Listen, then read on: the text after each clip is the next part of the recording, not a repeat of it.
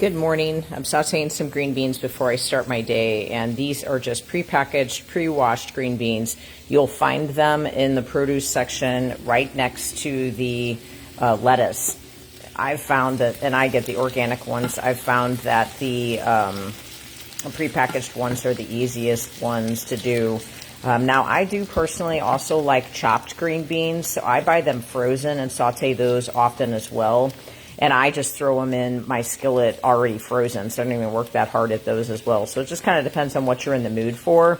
I do always buy organic green beans because from what I've researched, they are heavily sprayed with pesticides otherwise. So I do always try to make it intentional when I buy these, that I buy them organic whenever possible. This is something that I'll throw some olive oil in, reminding you guys that when we're cooking with olive oil, we want to be under medium heat. So if you want to see, I have it just under medium heat. Olive oil will oxidize and damage as you're cooking, so it can become pro-inflammatory. So you do have to watch how high of a heat temp that you cook it on. So I'm very patient with my green beans because I like to get a little bit of the browning. See how kind of like some of the edges are getting a little bit browned? I like that. That's why I like the saute. Now, I can do this just as easily in the oven. So I could grab a sheet cake pan and just roll these out.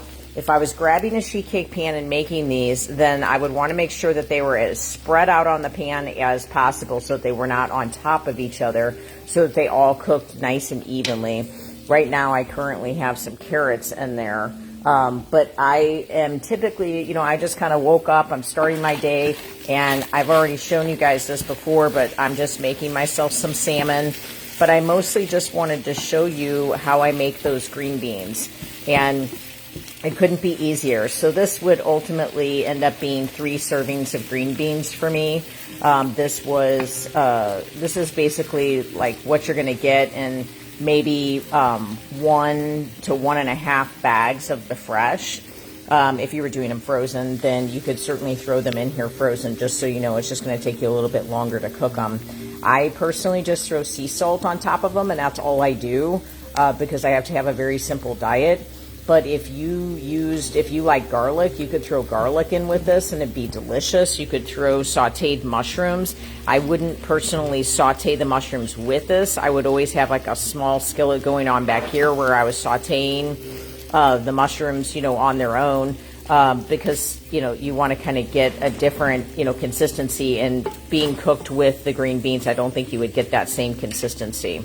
Also, a little bit of onion in here would be great. Again, I would probably go ahead and cook that onion off here to the side.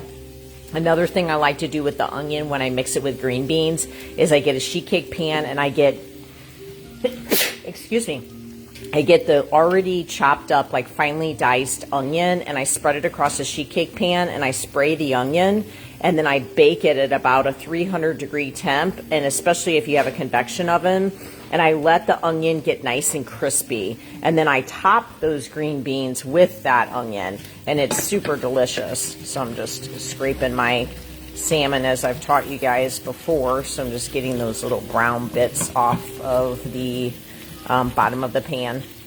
So I hope you guys are having a great day today. And this is how I'm starting my day, is getting myself prepared for the rest of the day. Today is my baking day, so I have a very busy day ahead of me, and I just want to make sure I'm starting it off right. So I hope this helps you guys. God bless you.